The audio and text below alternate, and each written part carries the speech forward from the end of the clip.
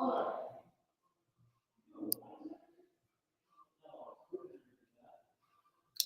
right. Oh, Cole, you're joining right quick. We're getting into the podcast in a minute, but Cole, how you doing? It's been a little while. As you tune in, make sure to let me know how your day's going. Let me know what you've been up to, anything that you've got going on that you're excited about. And see a couple more people joining already. Appreciate you guys tuning in. In a minute or so here, we're going to get going on the podcast. But man, before you do, I hope everybody's having a fantastic day. I just finished up a really great session with a new athlete. So really excited about this kid, a boxer. He's got some really, really, really good potential. So really excited about that myself. But for all of you, I hope you're having a fantastic start to your day. Appreciate you tuning in live. And in a minute, we're going to get into the show. But just before we get into that, I want to reinforce who we're looking for on the podcast, who we're looking to have listening to the show. The show is designed to help athletes. So the people we want listening to this podcast are people involved in the athlete journey, people that are either athletes themselves looking to take their careers to the next level, people that are coaching athletes, people, parents of young athletes that are looking for tips and tricks and ways that they can get themselves to the next level. Any of these people that are involved in the journey of people becoming the best athletic version of themselves that they can be. So as we get into the show, I appreciate you guys all tuning in. And we're going to be talking today about the best way to train for your sport. Because this is a question I get a lot. And, everybody's kind of looking for the tips and tricks. And today we are dropping the number one thing you need to know if you're trying to train for a sport, the number one way to become the best version of yourself as an athlete. So we are going to get into the show here in 3, 2, 1. Welcome, everybody, to another episode of the Elite Development Podcast, the show designed to help athletes gain an edge on their opponents and build their dream careers in sport. I'm your host, Kenny Dusseault, and today we are going to be talking about the best way to train for sport. So the reason I brought this topic to you all today is because this is a question I get all the time. I have people reaching out to me online asking me, what's the best way to train for boxing? I have people reaching out to me, what's the best way to train for insert sport here? Really, I've had it asked in a variety of different ways. Now, the biggest thing I want to get across to you guys is that there is absolutely a best way to train for all sports together, but it's likely not what you think. So many people ask this question and they're asking for the trick. They're asking for that one exercise that they need, that one movement that they're not doing that's going to magically make them the next level version of themselves. That's going to magically make them, the greatest athlete to ever compete in a sport. That's just not how this works. So the absolute best way that you can train for a sport is really very simple. I have so many people asking me this question, and I see so many coaches online giving away answers to that. The number one way to train for whatever sport it might be. And I really wanted to address my own view on this and my own thoughts as far as what that method truly is. And really and truly, it all boils down to this. No method is going to be magical, and the best way to train for sport is consistency. People are so set on looking for the perfect program, the best way to train, the one that's going to get them the fastest, the best result, the fastest. But the truth is, when they aren't able to find that, they just stop training entirely. I've had so many athletes tell me that they can't fit strength and conditioning work into their schedule. Now, maybe you can't fit 3 hour-and-a-half sessions with all of these different protocols into your schedule, but you're telling me you can't fit 2 45-minute sessions into your week focused around building some strength, improving your power, your speed, your conditioning to make sure that you're leveling up as an athlete? How serious are you as an athlete if you can't fit that in? So the biggest thing is when these people are looking for this magical exercise or this perfect program, they get discouraged when they start to try to add in 5 sessions a week. They start to add in way too much, then they burn themselves out, and then they blame strength and conditioning as a whole for why they can't keep it in their schedule. But the truth is, it is not strength and conditioning's fault that you can't fit that into your schedule, you're just not doing it the right way because you're looking for perfect instead of looking for manageable. You're looking for perfect instead of looking for consistent. So if you're an athlete right now and you're thinking to yourself, I just can't fit strength and conditioning work in right now. I'm too busy. I've got too much going on. There's all this stuff that I need to focus on first. What I would challenge you to think is look at your schedule as a whole. Look at everything you've got going on during your week and ask yourself, can you truly not fit it in? Or are you just not looking at it the right way? Because if you're looking at a strength and conditioning program and you're trying to fit in 5 sessions a week for an hour and a half every time and grinding your ass off with every single session and, being jelly-legged walking out of the gym, then of course you can't fit it in because you're an athlete. You've got other things going on too, and you're trying to add a full-time schedule on top of an already busy schedule. However, if you start to be smart about it and you start to look at what can I actually manage and what can I actually build off of, now we're talking. Now we're talking about how life actually works because we can't fit in perfect. We can't fit in the absolute perfect program to our schedule. That's just not realistic. You've got your sport, you've got likely work or school or some sort of other commitments. And if you've got all of these things to try to balance, and then you try to balance 5 hour-and-a-half long strength and conditioning sessions on top of that, of course you won't be able to. So my challenge for you, if you're here right now and you truly believe in your heart you don't have the time to add this in, ask yourself how serious you are about the goals you've set in your career. You say you want to be a professional. You say you want to be a world champion.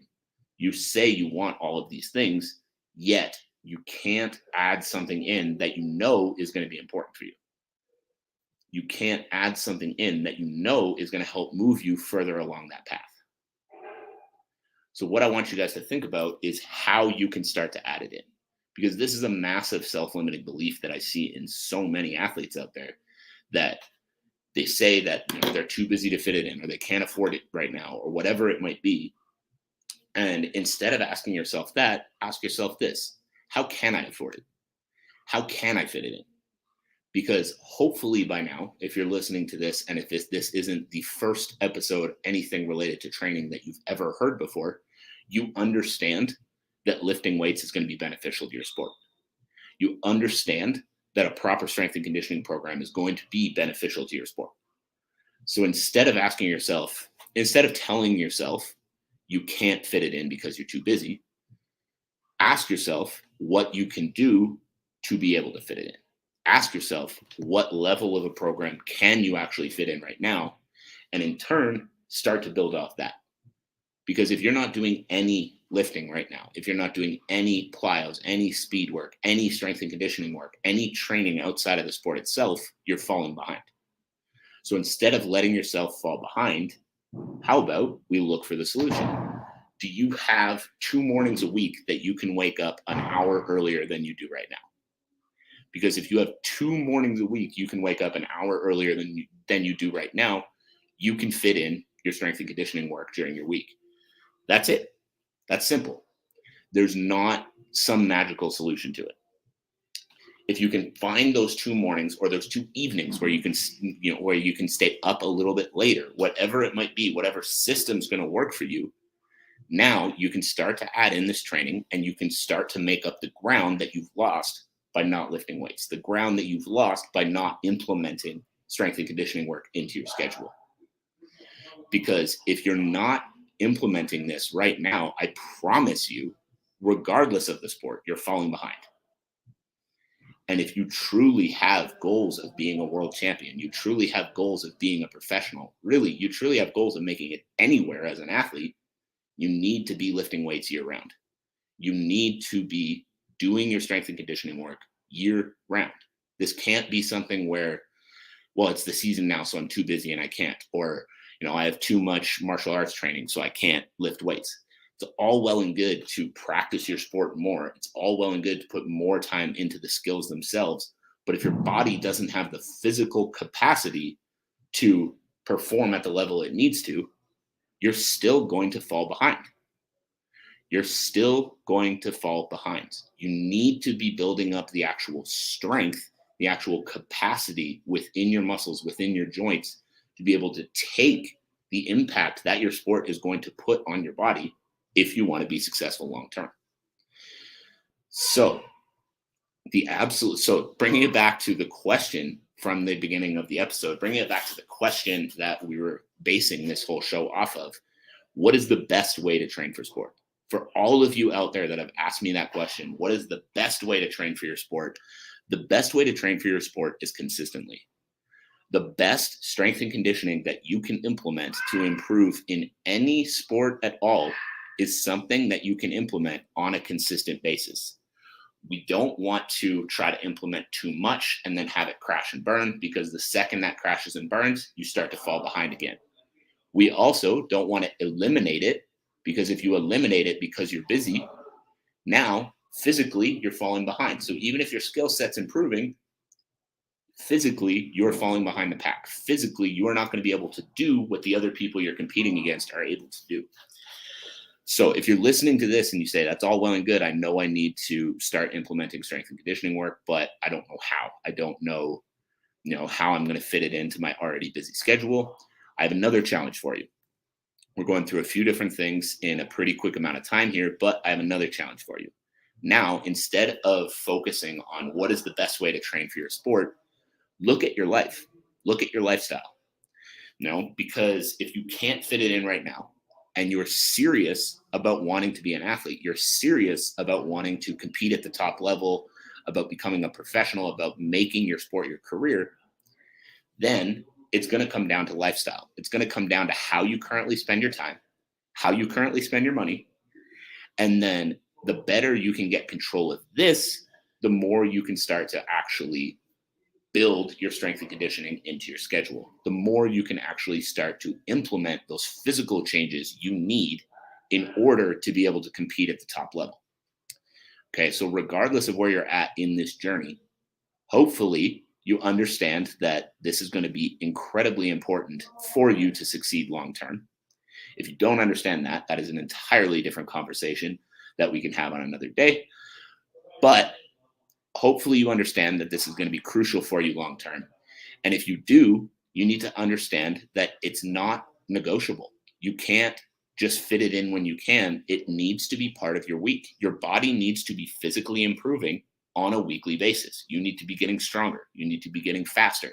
You need to be improving your aerobic capacity in order to be able to compete for the duration that your sport demands. And if you're not putting work into these things specifically each and every week, you're falling behind the pack. So stop looking for the perfect program. Stop looking for the magical exercise. Stop looking for that one thing you need to do in order to reach the next level, and understand that it's just consistent work over time. Consistent work over time. And right now, if you can't fit in 3 hours on 3 different days a week, that's fine. Start with whatever you can fit in. If that's 2 30-minute lifts a week, and that's all you've got right now, do that. Do that consistently, and then look back at your lifestyle, look back at the things you're doing on a daily basis. And as you can continue to improve that, as you can continue to make more time in your day, now you can continue to add more training that you're actually going to be able to stick to. So that is it. That is all. I appreciate you all for tuning in live. Make sure that you subscribe to the show. Make sure that you subscribe to the YouTube channel and follow me on all the other social media platforms. All the notes on how to do that will be in the show notes for the show below. And I hope you guys all have a fantastic rest of your day, and I will talk to you all again soon.